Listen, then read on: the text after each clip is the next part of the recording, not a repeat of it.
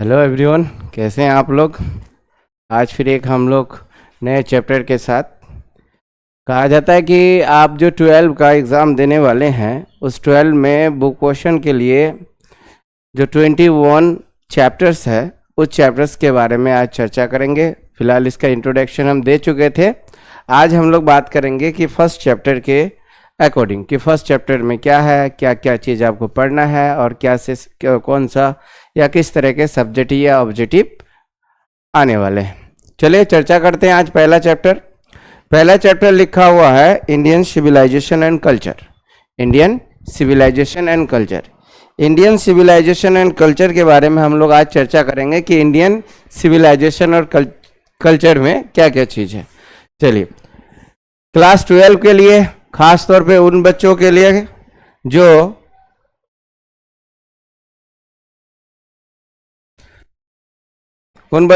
होगा जो बिहार बोर्ड के लिए तैयारी कर रहे हैं 2026 के लिए, यानी 2026। इंग्लिश चैप्टर का पहला चैप्टर रहेगा इंडियन सिविलाइजेशन एंड कल्चर पे बातचीत करेंगे। मैं इफ्तिखार सर और आप सभी बच्चों से ये उम्मीद कर रहे हैं कि आप सभी अच्छे होंगे और अपनी तैयारी भी कर रहे होंगे। चलते हैं, आज पहला चैप्टर को स्टार्ट करते हैं। पहला चैप्टर है कि इंडियन सिविलाइजेशन एंड कल्चर, जो लिखा गया है महात्मा गांधी के द्वारा। इंडियन सिविलाइजेशन एंड कल्चर जो लिखा गया है महात्मा गांधी के द्वारा, और जिसको हिंदी में कहेंगे भारतीय सभ्यता और संस्कृति। भारतीय सभ्यता और संस्कृति के बारे में चर्चा होगा। कहा जाता है कि ये चैप्टर जो है इंडियन सिविलाइजेशन और कल्चर के बारे में जो चर्चा है, या महात्मा गांधी का जो थिंकिंग है, जो सोच है, वो यहाँ पर रिप्रेजेंट हो रहा है कि महात्मा गांधी किस तरह से सोच रहे हैं। जानते हैं महात्मा गांधी को हम लोग तरह तरह के नामों से जानते हैं। पहले तो इसे बापू कहते हैं, दूसरा है कि द फादर ऑफ नेशन कहा जाता है, या worshipper of non violence, truth and non violence भी कहा जाता है। तो बहुत ही महान व्यक्ति है। कहा जाता है कि इंडियन सिविलाइजेशन या इंडिया में अगर बात करेंगे इंडिया के बारे में तो महात्मा गांधी का बात आना ही है। महात्मा गांधी बहुत बड़े लीडर गुजरे हैं जो इंडिया को एक आज़ादी तक लेके गया। ठीक है, तो आते हैं हम लोग एक लिटरेचर का बात करेंगे कि लिटरेचर में आपका पहला चैप्टर जो है इंडियन सिविलाइजेशन कल्चर, उनके बारे में चर्चा करते हैं। तो पहला चैप्टर में सबसे पहले बात करेंगे कि महात्मा गांधी को हम किस किस नाम से जानते हैं या क्या चीज़ है। आपके ऑब्जेक्टिव आते हैं और ऑब्जेक्टिव में इस चीज़ को ध्यान रखना है कि Mahatma Gandhi is none bye बापू, और आप कह सकते हैं द फादर ऑफ नेशन। तो सबसे पहले ये चीज़ याद रखेंगे कि एक पॉइंट यहाँ लिखना है हम लोगों को कि Indian civilization and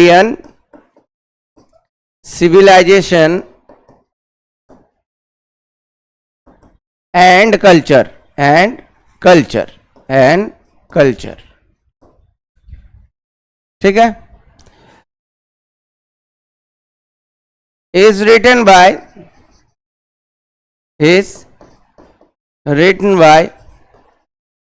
Mahatma Gandhi.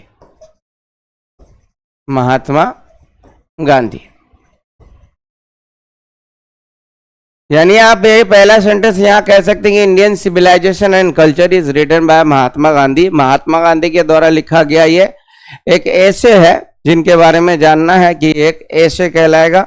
मगर याद रखिए कि हमें अभी इंट्रोडक्शन करना है कि इनके बारे में, महात्मा गांधी जी के बारे में। महात्मा गांधी जी को किस किस नाम से जाना जाता है। तो सबसे पहले कहेंगे कि महात्मा गांधी लिख रहे हैं, ठीक है। महात्मा गांधी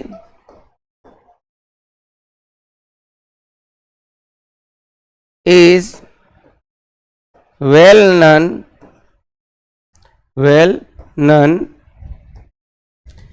as, यानी महात्मा गांधी जो प्रसिद्ध है, जो इनके बारे में चर्चा है, या जो हम लोग जानते हैं कि महात्मा गांधी को किन किन नामों से जाना जाता है या क्या क्या हम इसे कह के पुकारते हैं। तो सबसे पहला चीज यहाँ पर याद रखिएगा कि महात्मा गांधी को हम लोग सबसे पहले हम लोग बापू कहते हैं। क्या कहते हैं? बापू। यानी महात्मा गांधी को आप बापू कह के भी कह सकते हैं, बापू कहा जाता है, ठीक है। और दूसरा है कि महात्मा गांधी हम लोग फादर ऑफ नेशन कहते हैं, फादर ऑफ नेशन कहा जाता है, father of nation, father of nation, राष्ट्रीय पिता कहते हैं इसको, राष्ट्रीय पिता। यानी आपको अभी यहाँ बताया कि महात्मा गांधी को ही बापू कहा जाता है और महात्मा गांधी को ही फादर ऑफ नेशन कहा जाता है। इनके बाद आ जाते हैं हम लोग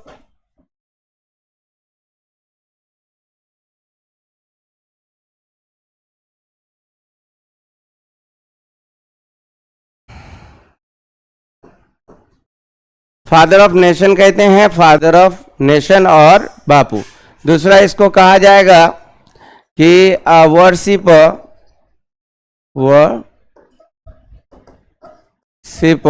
of truth and non violence, non violence. यानी आप इसको कह सकते हैं कि वर्शिप ऑफ ट्रूथ और नॉन वायलेंस। ये आपको याद है कि महात्मा गांधी जो है अहिंसा और सत्यवादी रहा है। यानी वो लड़ाई झगड़ा कभी पसंद नहीं करे हैं और हमेशा सत्य के रास्ते में चले हैं। तो इसीलिए कहा जाता है कि Mahatma Gandhi is worshipper of truth और non violence, truth and non violence. Clear? इनके बाद आ जाते हैं, इनको हम लोग फ्रीडम फाइटर भी कह सकते हैं, फ्रीडम फाइटर भी कहते हैं। भारत की आज़ादी के लिए इनका बहुत बड़ा योगदान है। उन्होंने बहुत सारे आंदोलन किए हैं और इनके कारण, लगभग इनके कारण बहुत सारे लोगों ने अपनी जान की बलिदान दिया है और बहुत सारे लोगों ने सेक्रीफाइस किया है। तो इनमें से महात्मा गांधी को नंबर 1 माना जाता है और साथ में बोला जाता है कि महात्मा गांधी को इसी कारण से हम लोग राष्ट्रीय पिता भी कहते हैं।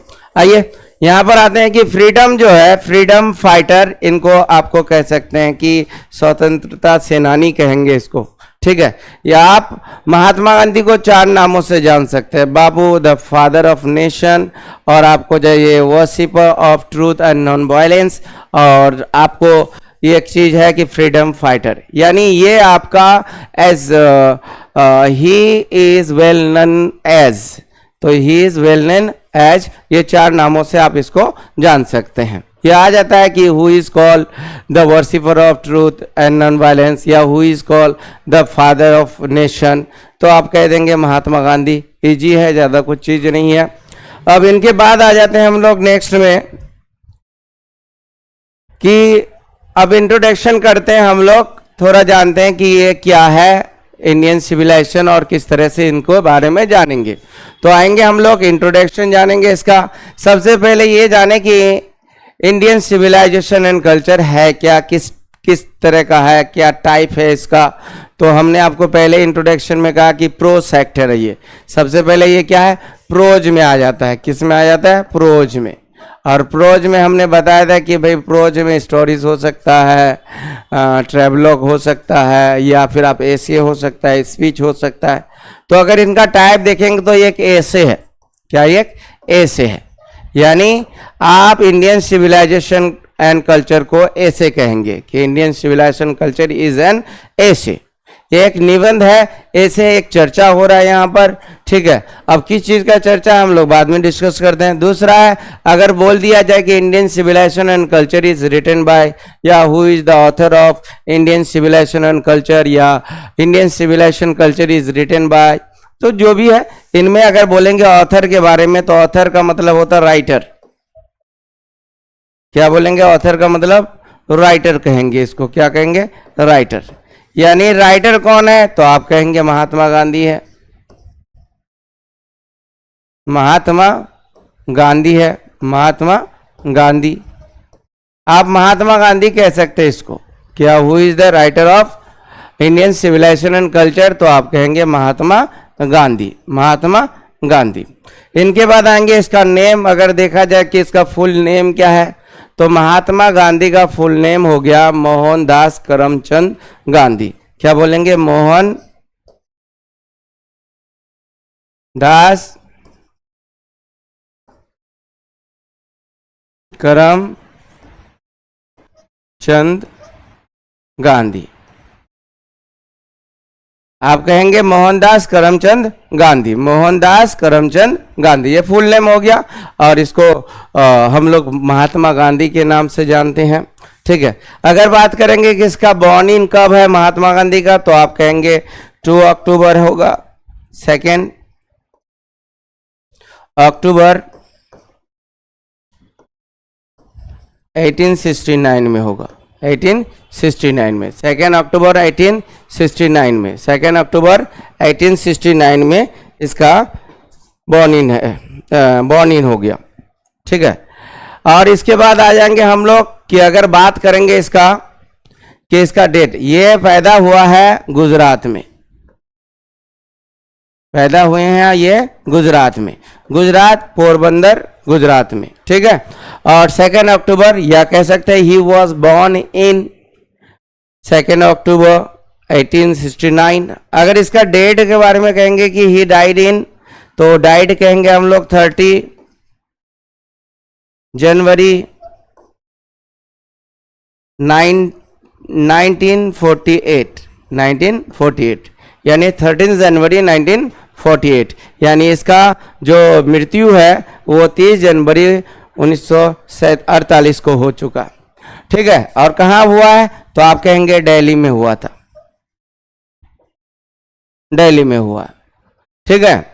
ये है थोड़ा सा इंट्रोडक्शन इंडियन सिविलाइजेशन और उसके राइटर के बारे में। Indian civilization and culture is written by Mahatma Gandhi, तो पहले आप महात्मा गांधी ही बोलेंगे। दूसरा कि Indian civilization and culture is an essay, एक ऐसे है। और तीसरा बोलेंगे कि his full name Mohandas Karamchand Gandhi है। और आप कहेंगे कि he was born in 2 October 1869 in Gujarat. और आप बोलेंगे ही डाइड इन 13 जनवरी 1948 इन दिल्ली। ठीक है। ये इसका इंट्रोडक्शन रहा, इनके बारे में बातचीत किया गया है। अब आते हैं हम लोग आगे की तरफ कि आगे इसका क्या चीज है।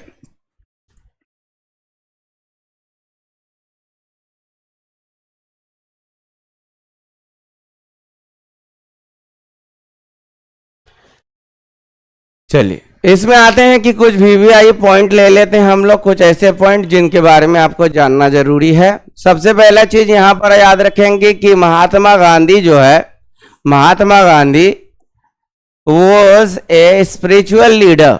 ठीक है। आप कहेंगे कि ये स्पिरिचुअल लीडर रहा है, कि आपने देखा है कि महात्मा गांधी जहाँ से जा रहा है या जहाँ से जाते थे तो वहाँ लगभग लोग उनके तरफ आ जाते थे, उनके तरफ। वो बहुत ज़्यादा मतलब लोगों तक ज़मीनी स्तर पर वो ज़्यादा वर्क करे हैं। चाहे आप चंपारण सत्याग्रह ले या फिर आप खेरा आंदोलन ले, ये तो उनका खास तौर पर विलेज से रिलेटेड ज़्यादा चीज़ों में लोगों से ज़्यादा उनका ताल्लुकात रहा है। और ये पॉलिटिशियन है, ये पॉलिटिशियन रहा। महात्मा गांधी को अगर बोला जाए तो महात्मा गांधी एक बैरिस्टर भी रहे हैं, मगर उन्होंने वकालत उतना किया नहीं। और ख़ास तौर पे इंडिया में आया और इंडिया में उन्होंने अपने इंडिया को आज़ादी करने के लिए एक आंदोलन चलाना शुरू कर दिया। अगर आप बात करेंगे कि महात्मा गांधी का जन्म, तो आपने बोल दिया कि ही वॉज बॉर्न इन, इसको हम लोग थोड़ा डिटेल्स करते हैं। ठीक है। अगर महात्मा गांधी का हम बात करेंगे, महात्मा गांधी, तो अगर महात्मा गांधी का बात हम लोग करेंगे यहां पर, तो याद रखिएगा कि महात्मा गांधी जो है, इनका सबसे पहले चीज, इनका बॉन्ड हो गया आपको जाके 1869 में। और मगर याद रखिएगा कि वो अपने यहाँ पर मैट्रिक का एग्ज़ाम या देने के बाद, यहाँ से एजुकेशन करने के बाद वो चले जाते हैं इंग्लैंड बैरिस्टर की स्टडी करने के लिए। और फिर भारत रिटर्न आते हैं वो। ठीक है। कम बैक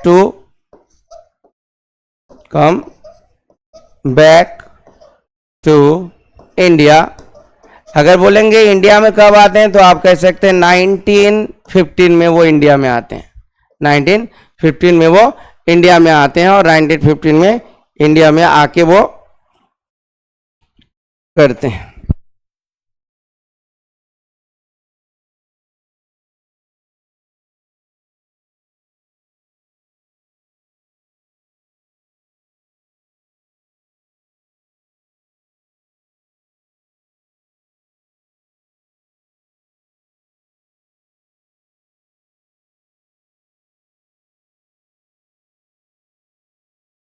तो बात करेंगे यहाँ पर कि he came back to India. India में वो आते हैं कितने को, 1915 में आते हैं।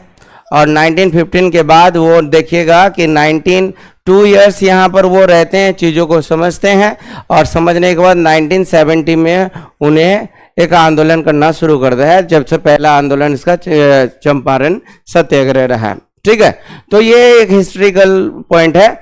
मगर याद रखिए कि उन्होंने आके यहाँ पर जो बातें किया और बात करने के बाद उन्होंने इंडिया की सभ्यता को बेहतर ढंग से जाना और वो जाना यहाँ तक कि इंडियन सिविलाइजेशन जो है ये पूरे वर्ल्ड में बिल्कुल एक यूनिक है और इसे कोई it can't be beaten by the world.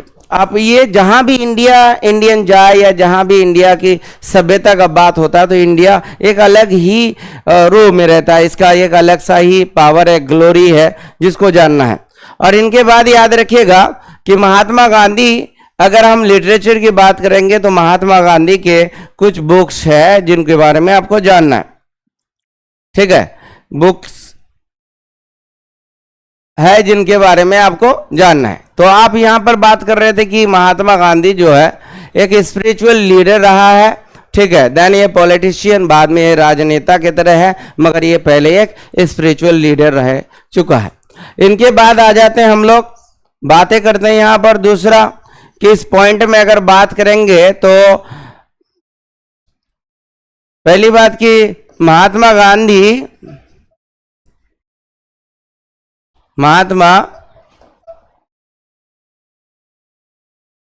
Gandhi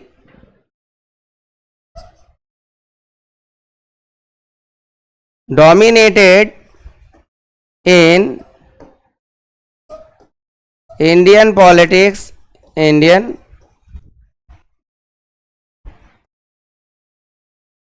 from 1915 to 1948। यानी अगर आप बातें करें कि महात्मा गांधी का जो डोमिनेशन रहा है वो खास तौर पे इंडियन पॉलिटिक्स में इसका जो प्रभाव रहा है, उसका जो असर रहा है वो शुरू होता है 1915 में। हमने अभी बात किया कि 1915 में वो आ जाते हैं क्या इंडिया, पहले तो वो इंग्लैंड जाते हैं, वहां से अपनी स्टडी को कंप्लीट करके वो साउथ अफ्रीका चले जाते हैं और साउथ अफ्रीका में फिर वहां आंदोलन चलाते हैं। वहां पर जैसे थप्पड़ मारने का जो एक कहानी रहा है कि महात्मा गांधी ट्रेन में जाते हैं उसको थप्पड़ मारते हैं, वो वहां पर वो चीज है, साउथ अफ्रीका में वो मैटर होता है। फिर इसके बाद आ जाते हैं वो 1915 में भारत, और भारत में 1915 से 1948 तक उसकी मृत्यु तक वो यहाँ पर इसका दबदबा रहता है, लोग इनसे जानते हैं। ठीक है, और वो एक मतलब द बेस्ट लीडर के तरह वर्क कर रहा है। बहुत सारे जो बड़े बड़े नेता थे, जो हमारे राजनेता रहे हैं, जो जिन्होंने फ्रीडम फाइटर रहे हैं, उन्होंने इनको फॉलो किया, उनके अकॉर्डिंग चला।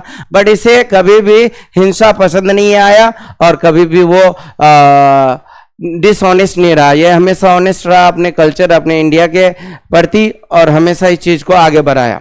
इनके बाद आ जाते हैं हम लोग कि नेक्स्ट में आपके टॉपिक से संबंधित जो बातें हैं उनको जानना जरूरी है, बहुत इंपॉर्टेंट करता है। सबसे पहले ये याद रखिए कि बीच में कोई पॉइंट हटा देता है और आपको बना देगा ये ऑब्जेक्टिव। तो Mahatma Gandhi was a spiritual leader, then ये पॉलिटिशियन। फिर इसके बाद आ जाता है कि Mahatma Gandhi dominated in Indian politics from 1915 to 1948। इनके बाद आ जाते हैं हम लोग नेक्स्ट में पॉइंट आ जाता है कि महात्मा गांधी ने कुछ बुक्स लिखे हैं जो आपके चैप्टर में है, इंट्रोडक्शन में दिया जाता है। चैप्टर्स में है सबसे पहले क्या, कि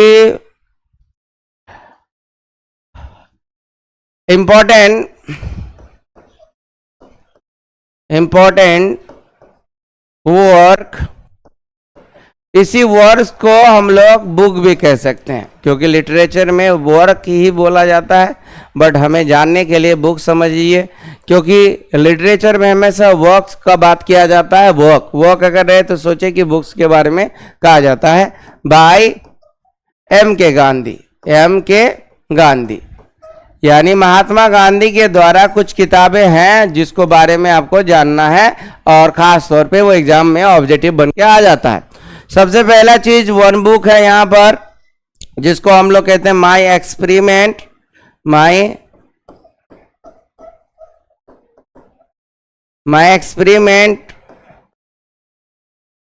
विथ ट्रूथ। ये एक बुक है माई एक्सपेरिमेंट विथ ट्रूथ। एक बुक है जिनको ये लिखा गया है। अगर इस बुक के बारे में डिटेल जानना चाहेंगे तो सबसे पहले याद रखिएगा कि ये बुक एक उनका आत्मकथा है, ऑटोबायोग्राफी है। इसको ऑटोबायोग्राफी को हम लोग आत्मकथा कहेंगे। ये एक उनका आत्मकथा है। और कहा जाता है कि इंडियन सिविलाइजेशन एंड कल्चर जो हम बात कर रहे हैं अभी, ये उसका एक हिस्सा है। यानी इंडियन सिविलाइजेशन इनका एक चैप्टर है। इंडियन सिविलाइजेशन एंड कल्चर इन्हीं का एक हिस्सा है, यानी इन्हीं का एक चैप्टर में से आ जाता है Indian civilization and culture. My experiment with true बहुत ज्यादा पूछा जाता है कि my experiment with true is written by Mahatma Gandhi. आप 100% इसको महात्मा गांधी को बोलिएगा। और दूसरा बोलिएगा कि ये क्या है, तो बोलेंगे माई एक्सपेरिमेंट विथ ट्रू जो है एक आत्मकथा, जिसको हम लोग ऑटोबायोग्राफी कहेंगे। इनको याद रखिएगा ये चीज। दूसरा इनमें बुक आ जाता है, दूसरा जो बुक है इनका याद रखिएगा, इनमें दूसरा बुक आ जाएगा आपको जाके यंग इंडिया कह के एक आर्टिकल दिया हुआ है। यंग इंडिया जो इनका एक आर्टिकल है, इनको जानना है क्या एक आर्टिकल है, क्या है आर्टिकल है। आर्टिकल कहेंगे इसको, क्या बोलेंगे आर्टिकल। यानी यंग इंडिया कह के एक आर्टिकल है जो इनके किताब में आपके जो चैप्टर में है वो दिया गया है, इनको याद रखना है। अगर हम एक और बुक का बात करेंगे तो इसमें आप बोलेंगे विलेज स्वराज। एक और बुक है जिसको हम लोग कहेंगे विलेज स्वराज। क्या बोलेंगे विलेज स्वराज। ये एक बुक है, इनको भी याद रखें। कभी कभी पूछ लेता है कि महात्मा गांधी का जो किताब है विलेज स्वराज किसने लिखा है, तो आप बोल देंगे कि महात्मा गांधी है। तो यार आपके जो चैप्टर्स में है चंद किताबों की बात किया गया है जिसे याद रखें, क्योंकि चैप्टर में जो चीज़ है वो तो आने संभव भी होता है कि आता ही है, इसके एक्स्ट्रा चीज़ें भी पढ़ना पड़ता है। तो फिलहाल हम इतना तो जान लें कि महात्मा गांधी के द्वारा जो लिखी हुई किताबें हैं हमारे सामने आया हुआ है, तो इनको जानेंगे हम लोग कि एक है माई एक्सपेरिमेंट विथ ट्रूथ, और दूसरा हो जाएगा यंग इंडिया, और तीसरा आप बोलेंगे कि विलेज स्वराज। अब आते हैं हम लोग आगे, कहते हैं अब ये तो बुक है इनके बारे में जानेंगे। मेन बात ये जानने की हमारा चैप्टर जो है इंडियन सिविलाइजेशन एंड कल्चर किस चीज़ों पे बात कर रहे हैं। तो पहले ये याद रखें कि एक एसे है, क्या है एसे है, और ये एसे जो है ये दो चीज़ों पे चर्चा करती है, दो चीज़ों पे चर्चा कर रहे हैं। सबसे पहला एक चीज़ है कि एक तरफ हम यहाँ लिख सकते हैं कि पहला जो बात कहा गया है वो इंडियन सिविलाइजेशन के बारे में, इंडियन सिविलाइजेशन के बारे में बातचीत किया गया है। और दूसरा बातचीत यहाँ पर हुआ है कि European civilisation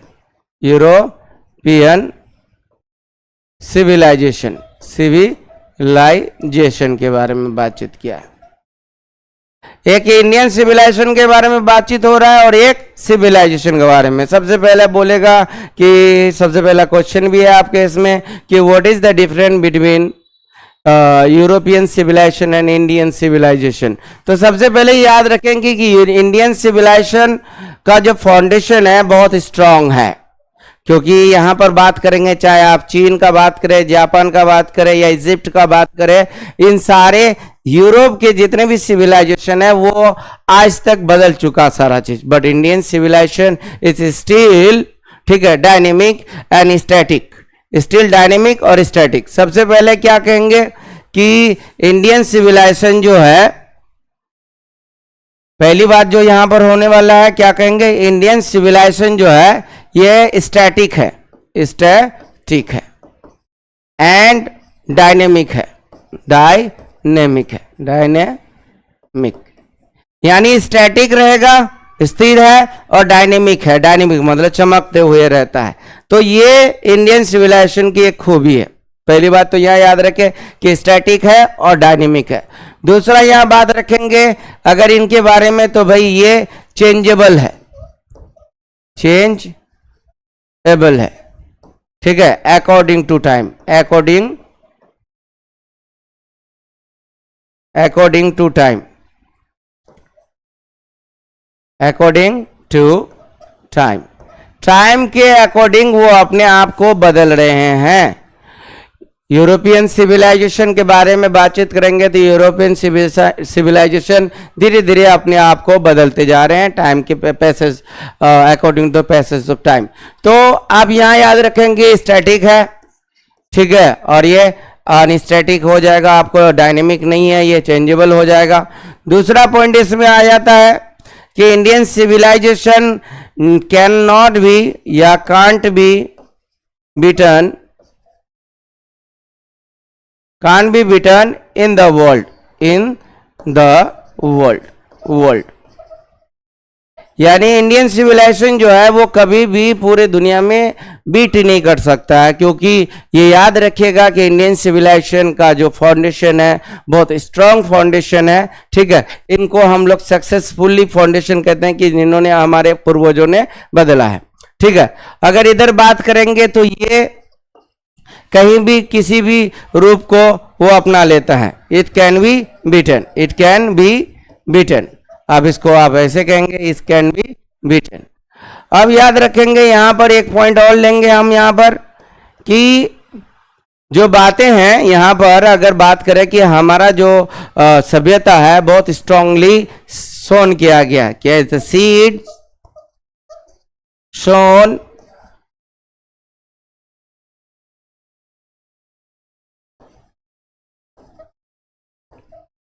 by our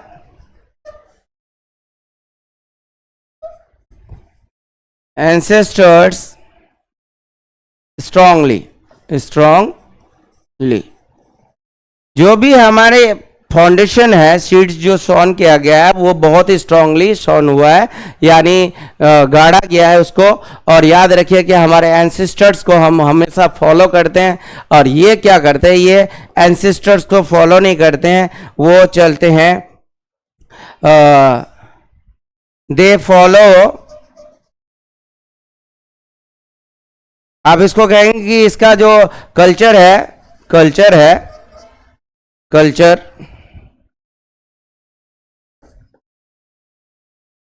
strongly founded नहीं है, स्ट्रांगली फाउंडेड नहीं है, ठीक है।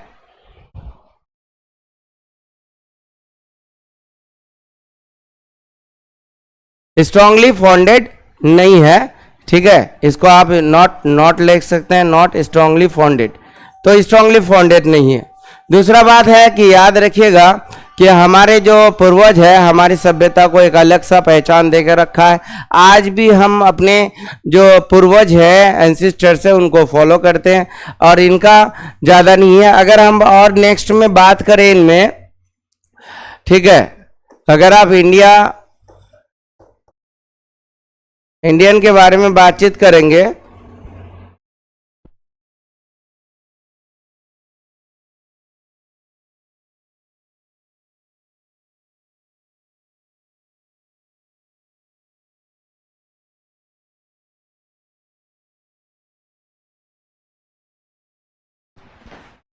अगर हम इंडिया के बारे, इंडियन सिविलाइजेशन के बारे में बातचीत करेंगे, सिविलाइजेशन के बारे में बातचीत करेंगे, ठीक है, तो आप कह सकते हैं कि कुछ बात है इसमें जो हमें याद रखना चाहिए। पहली बात तो ये एलिवेट करता है मॉरलिटी को। अगर हम वेस्टर्न के बारे में कहेंगे, वेस्टर्न ही कहा जाता है उसको, वेस्टर्न सिविलाइजेशन के बारे में बातचीत करेंगे, सिविलाइजेशन के बारे में बातचीत करेंगे, तो वेस्टर्न में क्या होता है कि ये प्रोपोगेट करता है, क्या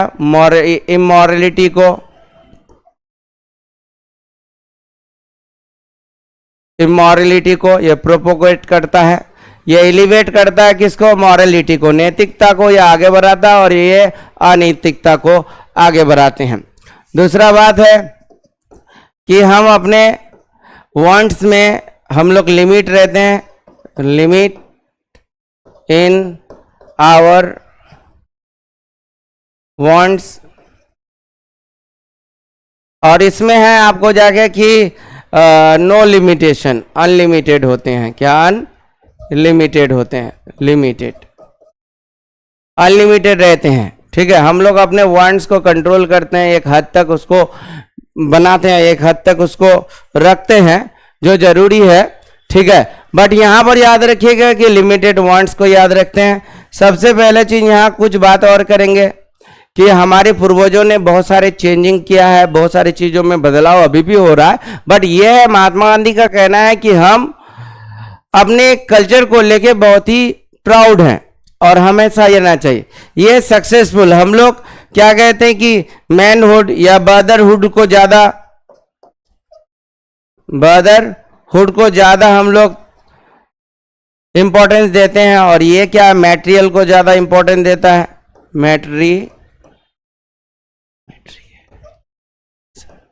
मैटेरियलिज्म को ज्यादा इंपॉर्टेंस दे रहा है, ये चीजों को ज्यादा सक्सेसफुल देखिएगा। वेस्टर्न में बहुत सारा तरक्की हो रहा है, डेवलप्ड कर रहा है, साइंस टेक्नोलॉजी, ये सारा चीज।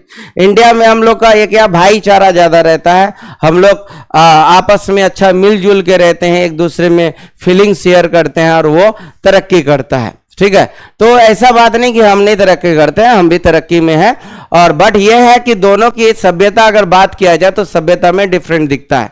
हमारे में आज भी हम वो रिस्पेक्ट करते हैं अपने एल्डरों से, अपने पूर्वजों से, और प्रेम रहता है हमने अपने छोटों से।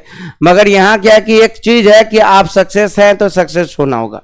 यहाँ है कि एक अगर आदमी है तो वो 10 आदमी को खिला देगा, मगर वेस्टर्न सिविलाइजेशन में एक लिमिट तक होता है कि आप 18 इयर्स के बाद खुद अपना काम करें, खुद अपने आप को सरवाइव करें, ये जरूरी होता है। तो ये एक तरह का क्या है, एक ऐसे है जिसमें बातें कर रहे हैं। अब आते हैं हम लोग कि महात्मा गांधी का थिंकिंग क्या है, महात्मा गांधी कहना क्या चाह रहा है, यानी what is the thinking of Mahatma Gandhi during this एसे। आप कह सकते हैं कि व्हाट इज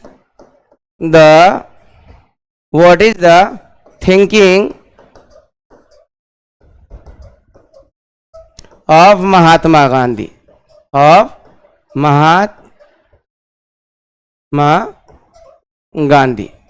यानी महात्मा गांधी का क्या थिंकिंग है इस ऐसे से रिलेटेड। इस ऐसे को लिखते समय, ऐसे को जो अब ये दिया गया है इंडियन सिविलाइजेशन, इसमें उन्होंने किन किन बातों पे बातचीत किया है और क्या क्या बातें हैं जो इंपॉर्टेंट रखता है। सबसे पहले चीज एक है, इंपॉर्टेंट वाली बात यहां पर है कि महात्मा गांधी ने एक शब्द बोला है कि आवर माइंड इज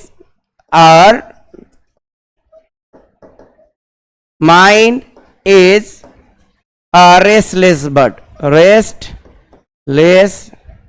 बर्ड, ये शब्द बोला है इन्होंने। आपको देखेंगे कि इन्होंने एक बात बोला है कि our mind is a restless bird, यानी क्यों बोला गया कि mind is a restless bird, यानी एक ऐसा बर्ड है, ऐसा पंछी है जो कभी आराम नहीं करता है, वो हमेशा चलते रहता है। और रियल में ये होता है कि हम कभी अपने दिमाग को अगर सोचेंगे, कभी सोचिए कि आप तो रेस्ट करते हैं, बॉडी आपको रेस्ट कर रहा है, पर माइंड वहां पर भी वर्क करने लगता है।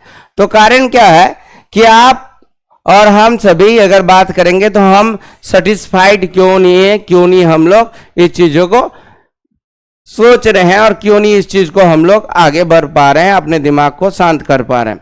तो कारण क्या है कि अगर इनमें बात किया जाए तो महात्मा गांधी ने बोला है, ठीक है, महात्मा गांधी बोलते हैं कि mind is a restless bird,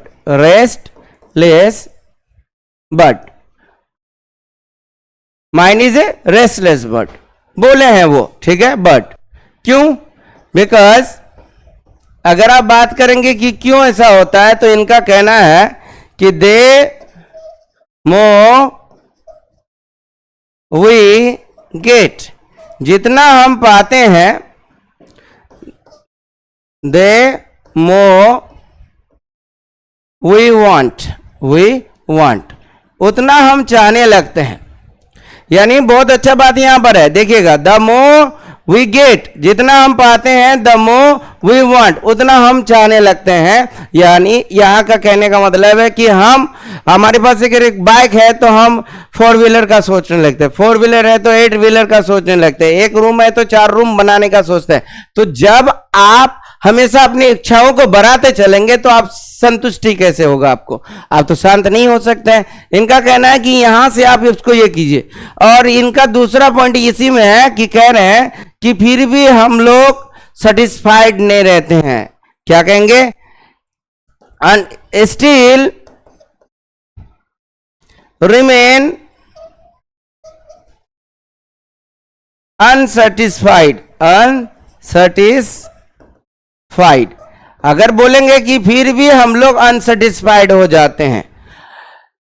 mind is a restless bird, ठीक है, महात्मा गांधी कह रहे हैं कि mind is a restless bird because the more we get the more we want, जितना हम पा रहे हैं उतना ही हम चाहने लगते हैं। स्टिल रिमेन अनसेटिस्फाइड, फिर भी हम अनसेटिस्फाइड रहने लगते हैं, फिर भी हम अनसेटिस्फाइड हैं। और इसमें एक बात और बोले हैं कि क्योंकि ऐसा क्यों हो रहा है, क्योंकि हमारे जो आवर wants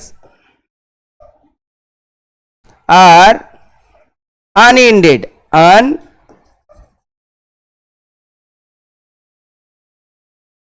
unending,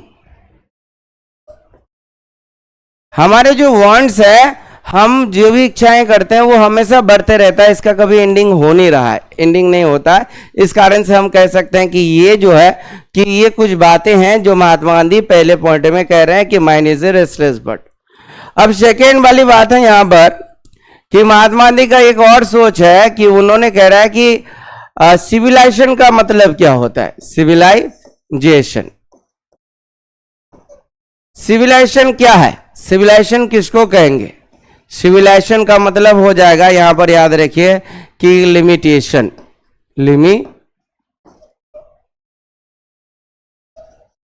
लिमिटेशन, ठीक है, किसका? अपने विश का, अपने वांट्स का, अपने डिजायर का, यानी अपनी इच्छाओं का आप अगर लिमिटेशन रखते हैं तो इसका मतलब सिविलाइजेशन आप वो चीज का रख रहे हैं। सिविलाइज्ड अगर हैं आप तो आप हर चीज का एक लिमिट चीज रखेंगे, लिमिट ख्वाहिश रखेंगे, जो आपके पास है उसी में खुश रहने की कोशिश करेंगे। और दूसरा बात क्या है कि ये कभी भी आपको प्रोवोक नहीं करेगा, प्रोवोक नहीं करेगा, किसके लिए? ये कभी भी प्रोवोक नहीं करेगा, क्या? ज्यादा के लिए, मोर एंड मोर का, मोर एंड मोर, इस चीज के लिए कभी भी प्रोवोक नहीं करेंगे वो हमेशा इस चीज में रहेंगे कि हम लोग को सेटिस्फाइड रहना है और चीजों को ज्यादा ये नहीं करना है, जितना है उसी में आगे बढ़ते हुए चलना है। ये कुछ चीजें हैं जो बताया गया है, हम क्वेश्चन आंसर भी कराएंगे, बट ये है कि आपको पहले इनके बारे में जानना है। इनका एक सोच और है, उन्होंने बोला है, ठीक है, कि वेस्टर्न सिविलाइजेशन क्या है? वेस्टर्न या मॉडर्न कह सकते हैं इसको, या यूरोपियन कह सकते हैं, आपकी मर्जी जो बोले।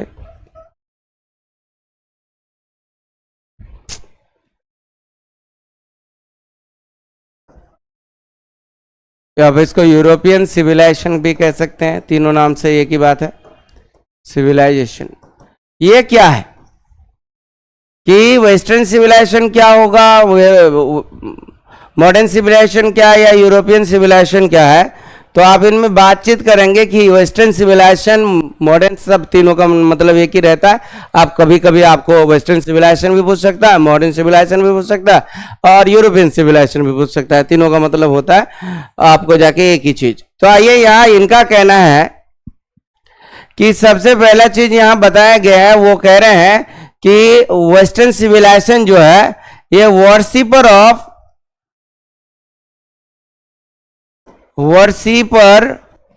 मटेरियल,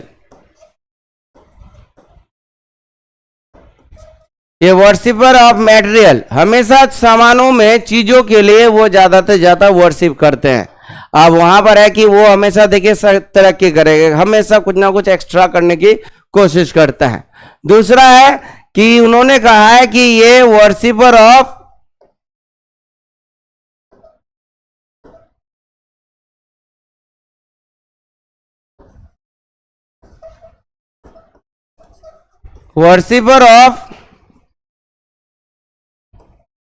ब्रूट इन अस, ये हमें एक अलग सा पहचान लेके आ जाता है, एक एटीट्यूड टाइप का एक चीज है कि भैया जो है हम करेंगे। इसमें ज्यादातर देखेगा कि अगर मॉडर्न हो रहे तो डिसरिस्पेक्ट ज्यादा आ जाएगा, सेल्फ डिपेंडेंट ज्यादा होने लगेंगे और कहने लगेंगे कि हम जैसा है हम ही जिएंगे, हमें मतलब नहीं किसी से कोई चीज।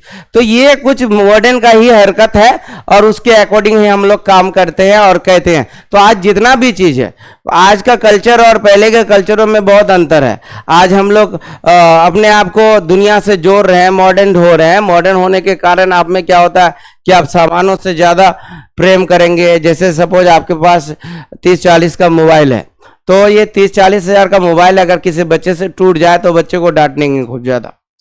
क्यों? क्योंकि भाई आपका मोबाइल इंपॉर्टेंट करता है, बच्चा क्या है, बच्चा तो ज्यादा इंपॉर्टेंट है नहीं। मगर ऐसा नहीं है, पहले जमाने में क्या होता है कि बच्चे को कोई चीज नहीं, हर एक केयर वहां पर मिलेगा। आज भी होता है मगर एक बचपन तक ही करते हैं, जब वो बड़े होने लगता है तो वो सेल्फ डिपेंडेंट होने लगता है।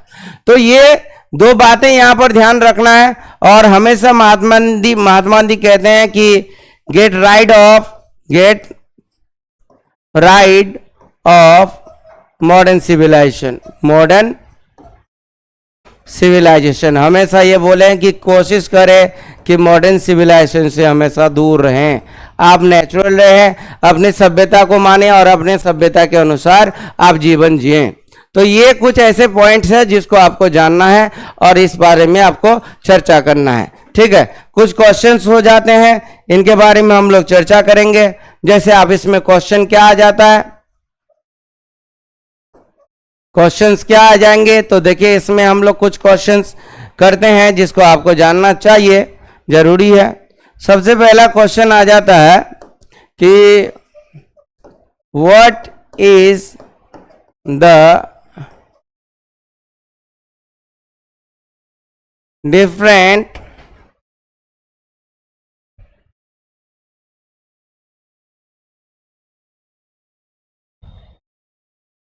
नहीं, सबसे पहला क्वेश्चन हो जाता है ऐसे में,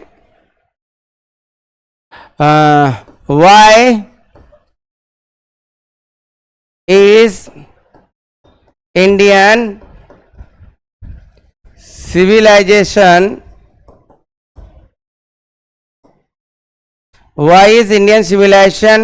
different from Indian civilization is different from European civilization? European civilization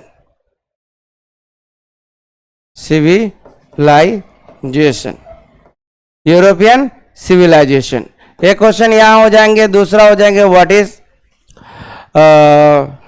इसके बाद हो जाता है कि why Mahatma Gandhi, why does Mahatma Gandhi से Indian civilization mind is a restless bird. फिर इसके बाद कि what according to Mahatma Gandhi modern civilization, या फिर बोलेगा कि what is the real sense of civilization, ठीक है, ये कुछ क्वेश्चन 4 एंड 5 क्वेश्चंस है जो हम लोग नेक्स्ट वीडियो में बातें करेंगे, और नेक्स्ट वीडियो को हम लोग जानेंगे कि नेक्स्ट वीडियो में क्या होने वाला है। फिलहाल हम हल्का सा बोल दें कि Indian civilization and culture is written by Mahatma Gandhi. Mahatma Gandhi के द्वारा लिखा गया Indian civilization culture. Mahatma Gandhi is none by, ठीक है, डिफरेंट नेम्स। आप इसको बापू कह सकते हैं, the nation, the father of nation कह सकते हैं, या फ्रीडम फाइटर कह सकते हैं, या फिर worshipper of truth and non violence कहेंगे। इन्होंने कुछ किताबें लिखी हैं जिनको बारे में जानना है कि my experiment with truth, my experiment with truth, और यंग इंडिया और विलेज स्वराज, इनको जानना है। My experiment with truth is an autobiography of Mahatma Gandhi, उनका आत्मकथा है। इनके बाद उन्होंने वेस्टर्न सिविलाइजेशन, इंडियन सिविलाइजेशन के बारे में चर्चा किया, और कहता है कि he is very thankful to western civilization because he has given many things to know about the civilization and many thing to differentiate between our civilization and their civilization. तो थैंकफुल भी है वो, कभी इसका ये नहीं कह रहे हैं, हेटर नहीं है, he is not a hater of western civilization, but ये कहते हैं कि वेस्टर्न सिविलाइजेशन से बेहतर हमारी सभ्यता है और हम इस सभ्यता को मानेंगे। तो इनके बाद कुछ क्वेश्चन लेके आएंगे, नेक्स्ट टाइम में इसको क्वेश्चन करेंगे। अब तक के लिए, तब तक के लिए ये वीडियो यहाँ पर हम लोग एंड कर रहे हैं, और नेक्स्ट टाइम में इस वीडियो पे बात करेंगे हम लोग, ठीक है। और तब तक के लिए यहाँ तक हम ये कर दें, और नेक्स्ट में हम लोग क्वेश्चन आंसर में आएंगे, कुछ ऑब्जेक्ट्स लेके आ जाएंगे जो बहुत ही कम समय में क्लियर हो जाएगा, ठीक है। तो तब तक के लिए हम अलविदा कह रहे हैं आप लोगों को। जय हिंद, खुश रहिए, अपनी पढ़ाई को बेहतर ढंग से करें, सपोर्ट करें, चीज़ों को शेयर करें, और कोशिश करें कि हम बेहतर से बेहतर कंटेंट दें, आपका एग्ज़ाम बेहतर हो, आपका रिजल्ट बेहतर हो, ठीक है। चलते हैं, जय हिंद।